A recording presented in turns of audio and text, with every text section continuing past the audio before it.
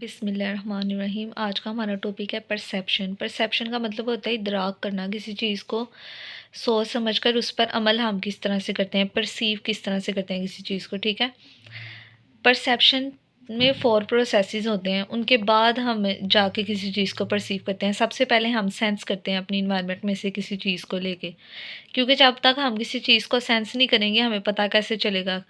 Sense करने के बाद हम उसको मीनिंग देते हैं अपनी सोच के मुताबिक। ठीक है, अब हम हर कोई हमसे कोई बात करता है और हर कोई इसको एक अलग मायने देता है हर बात को। ठीक है, इसी तरह कुछ लोग किसी चीज़ को सेंस करके यानी कि स्मेल करके कुछ और उनको, जैसे कि कुछ लोगों को फ्लावर की स्मेल से कोई और मेमोरी याद आती है, कुछ लोगों को फ्लावर की स्मेल से कोई और मेमोरी याद आती है, यानी कि उनकी कोई पुरानी याद आती है। तो सेंसेशन डिफरेंट तरह की होती हैं। हमारी 5 बेसिक सेंसेस का आपको पता ही है। Sense, hearing, vision, taste, touch and smell. ठीक है, तो इन पांचों सेंसेस को इस्तेमाल करके हम किसी चीज़ को मीनिंग देते हैं, फिर उसके बारे में सोचते हैं। अपनी मेमोरी में हमने ये स्टोर की होती हैं जो चीज़ें पहले से, या फिर कुछ नई चीज़ों को हम अपनी मेमोरी में स्टोर कर रहे हैं। तो इन चारों अमल से गुजर के हम किसी चीज़ को परसीव करते हैं। ठीक है, इस तरह परसेप्चुअल ऑर्गेनाइजेशन के कुछ लॉज थे जो किसने फाउंड किए थे, कोहलर, कोफ्का और वर्धमियर।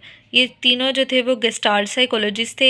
ये हमेशा किस चीज़ पे बात करते थे कि we perceive things as a whole not in parts. ठीक है, कि हम चीज़ को एज अ होल परसीव करते हैं।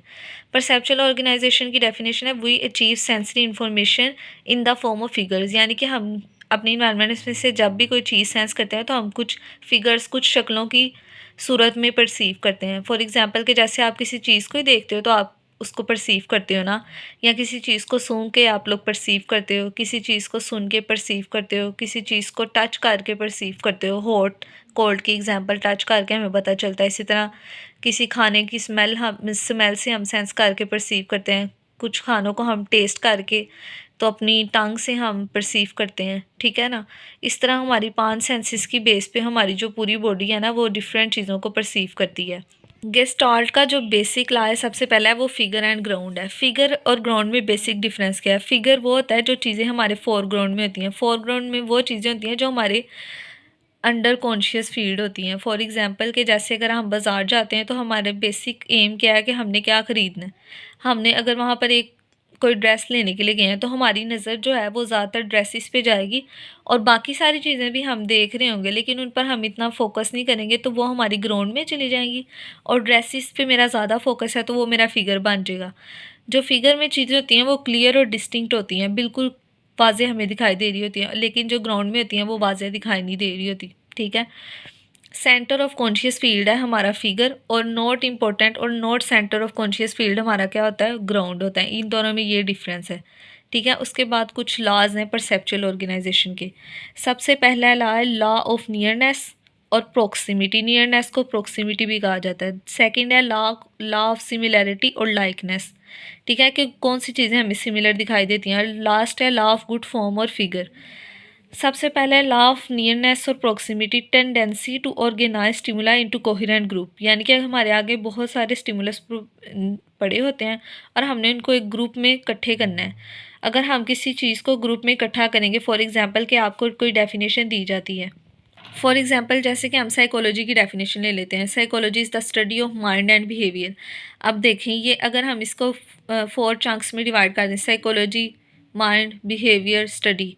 अब इन चारों लाइनों को जब तक हम जोड़ेंगे नहीं, इन चारों स्टिमुलस को हम एक कोहेरेंट ग्रुप में नहीं जोड़ सकते, तब तक हम उसको सही तरह से परसीव नहीं कर सकते। ठीक है, तो जब हम सिमिलर जो चीज़ें हैं उनको, स्टिमुलस को एक ग्रुप में जब हम इकट्ठा करते हैं तो फिर हम उसको समझ पाते हैं। लॉ ऑफ सिमिलैरिटी और लाइकनेस में हम सिमिलर एलिमेंट्स को ग्रुप कर देते हैं। फॉर एग्जांपल के फ्रूट्स की एक कैटेगरी ले लेते हैं और उसमें सारे एप्पल, मैंगो, बनाना, ग्रेप सारे आ जाएंगे। ठीक है, तो इसे लॉ ऑफ सिमिलैरिटी कहते हैं कि जो सिमिलर चीज़ें हैं उनको हम एक कैटेगरी में कर देते हैं। फॉर एग्जांपल कि मैं कहती हूँ कि येलो कलर की सारी चीज़ें एक कैटेगरी में डाल दो, रेड की एक में और ब्लू की एक में डाल दो। ठीक है, बिकॉज किस वजह से कि उनका एक कलर सिमिलर है। किसी करेक्टरिस्टिक की बेस पे हम एलिमेंट्स को एक साथ ग्रुप कर दें तो this is called law of similarity और likeness. Law of good form और फिगर के ऐसा स्टिमुलस जो हमें, जिनको जोड़ने के बाद हमें सही शक्ल मिल जाए किसी चीज़ की। ठीक है, जैसे कि डॉट डॉट्स अगर हम लगा देते हैं और उसको अगर हम एक सर्कल कंप्लीट बना दें तो उसे हम ज़्यादा अच्छी तरह समझ सकते हैं एज़ कम्पेयर टू कि खाली डॉट्स से अगर मैं मेंशन करूँ। तो गुड फॉर्म और फिगर इस लॉ को शो करता है, ठीक है। आगे ये प्रॉक्सिमिटी और सिमिलैरिटी की एग्जांपल भी दी है, जैसे कि हमें अब ये देखें 6 सर्कल्स हैं, लेकिन हमें ये नज़र आ रहा है कि ये 3 सेट बने हैं 2-2 सर्कल्स के, बिकॉज के 2-2 सर्कल एक दूसरे के आसपास हैं। तो इस वजह से लॉ ऑफ नियरनेस और प्रॉक्सिमिटी ये शो करता है कि जो दो चीज़ें एक साथ होती हैं ना, उनको हम ग्रुप कर देते हैं, ठीक है। अब ये 2 सर्कल एक साथ है तो मैंने कहा ये एक सेट है सर्कल का, वो दूसरा और ये तीसरा, तो 3 सेट बन गए 2 सर्कल्स के।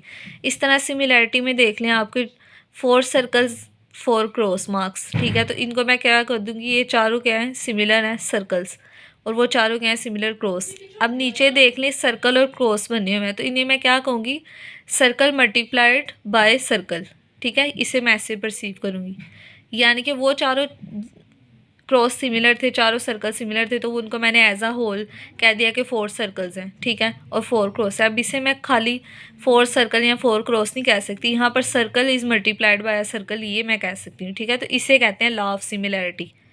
वो ऊपर वाले जो दोनों एग्जाम्पल्स हैं वो सिमिलैरिटी को शो कर रही हैं, लेकिन नीचे वाली सिमिलैरिटी को शो नहीं कर रही।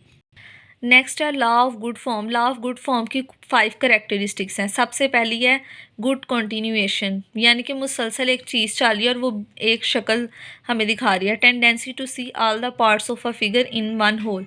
ये देखो इसमें हमारी ये टेंडेंसी है कि हम ये देखो ये 5 लाइन्स बनी हैं, ठीक है। तो अब हम इसको एज अ होल एक लाइन ही परसीव कर रहे हैं ना। मैं ये तो नहीं कह रही कि ये 5 ट्रायंगल टाइप शक्लें बनी हुई हैं, मैं कह रही हूँ कि सीधी एक लाइन है जो ट्रायंगल की शक्ल में बनी है, ठीक है। सेकंड है symmetry, tendency to see symmetrical figures, जैसे कि डॉट्स स्पॉट्स या लाइंस वगैरह, उनको हम लिंक करके तो एक सिंगल यूनिट में लिंक कर देते हैं। इन डॉट्स का मैंने लिंक करके और एक सिंगल डायग्राम या एक स्क्वायर बना दिया, एक बॉक्स बना दिया। सिंगल के स्पेलिंग मिस्टेक है। कॉमन डायरेक्शन में देखें कि tendency to classify things into two of their common direction, कि देखो अब इन 2 थिंग्स ग्रुप किया हुआ है और इसको मैंने एक कॉमन डायरेक्शन दे दी। इसी तरह क्लोजर की एक्सप्लेनेशन ये है कि फॉर एग्जांपल कि ये फिगर हमें हाफ दिखाई दे रही है, ठीक है। तो हमारे अंदर ये टेंडेंसी है कि मैं इस गैप को एज फिल करके एज अ होल परसीव कर सकती हूँ। असल में है ये एक सर्कल ही है, लेकिन मैं इसको क्या, यहाँ पर इनकम्प्लीट सर्कल बना है, लेकिन मैं इसको एज अ होल ही परसीव करूँगी। अगर तो मैं इसको एक सर्कल परसीव कर रही हूँ, उस इनकम्प्लीट जो थोड़ी सी स्पेस रह गई उसको मैं इग्नोर कर दूंगी, तो this is called closure property. और इंक्लूसिवनेस का मतलब है कि मैं सारे स्टिमुलस को ऐड करके एक पैटर्न बना देती हूँ। जैसे ये 3 डॉट्स यहाँ पर आपको दिखाए जा रहे हैं, लेकिन अगर मैं इनको जोड़ दूँ आपस में, ऐड अप कर दूँ इन तीनों स्टिमुलस को, तो ये एक ट्राइंगल की शक्ल बन जाएगी, यानी कि एक पैटर्न बन जाएगा। थैंक्स।